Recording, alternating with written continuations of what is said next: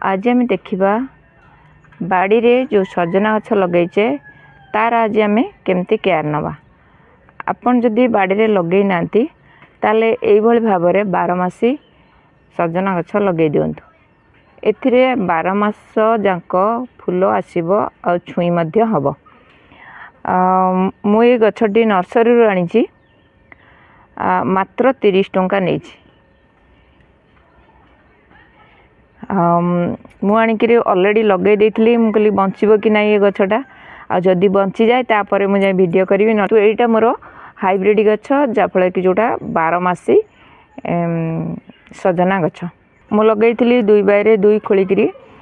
गोटे दिन मु एमती खोलिकरी छाड़ी देइथली खरा खाइया पई कि जाफळ कि ता मूल रे कोनोसी फंगस रहइबनी किबा उई लागिबनी। तापरे मु किछि नीम खली चारिपटरे देकरी वर्मी कंपोस्ट आउ काउडंग फंजीसाइड पाउडर देकी मु गछटा लगे देइथली। आ देखंतु केते सुंदर ग्रोथ करिछि ए गछटी। ये प्राय गोटे मास हो गलानी मु लगेइथली। कौन देले गछ बहुत शीघ्र ग्रोथ करिवो आउ तार फूल फल आसी जिवो। चलंतु भाटिका नर्सरी वाला एटा देइथिले रेड नेचुरल कंपोस्ट। एते बहुत प्रकार रो खत मिसी प्रस्तुत होईची जेमिति कि वर्मी कंपोस्ट हो काउडो कंपोस्ट हो नीम खली हो बोन मिली हो ए सब प्रकार मिसिकरी गोटे कंपोस्ट तैयारी करके से माने बिकुचंती। आ दाम है 100 टंका गोटे अच्छी 50 टंका ए भली भाव रे से माने बिक्री करचंती।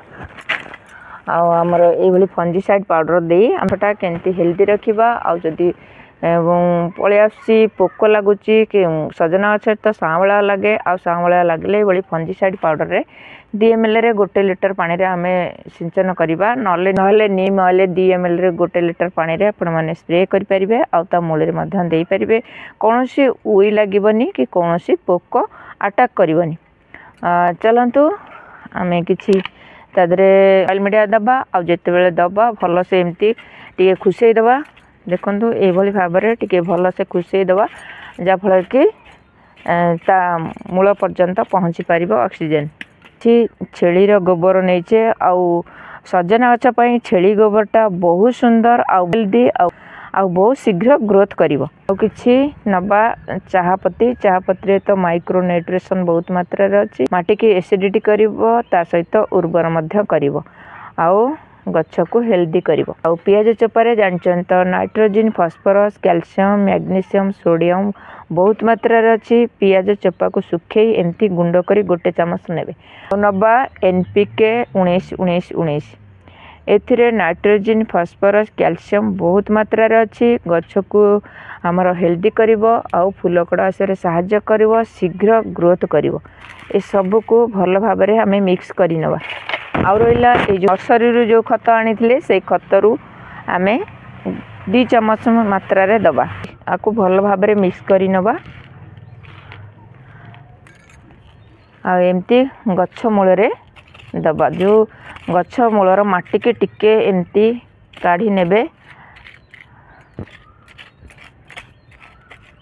ता मूल रे देला परे सेई माटी के पुणी ता ऊपर दे देबे और शीघ्र ग्रोथ करिवो गछ। जदि थाए ताले ए भली भाव रे अपन मान तार टिके केयर करथो। चलंतु देखिबा सेपटरे हमें जो लगैचे हमर देसी गछ देखंतु केते सुंदर ग्रोथ करिछि। ये मोर प्राय गोटे वर्षर गछ। आ जानछ तो मु गोटे गछ आनिले तार भल से मु केयर नै थाए केमती से गछटा बंचिबो आ तार केमती आमे फल आदाय करि परिबा फूल आदाय करि परिबा ता ठारू किछि उपकृत आमे पाइबा। से हिसाब रे आपण जदि गछटा आनचंदी तार दायित्व नै करी काम करंतु।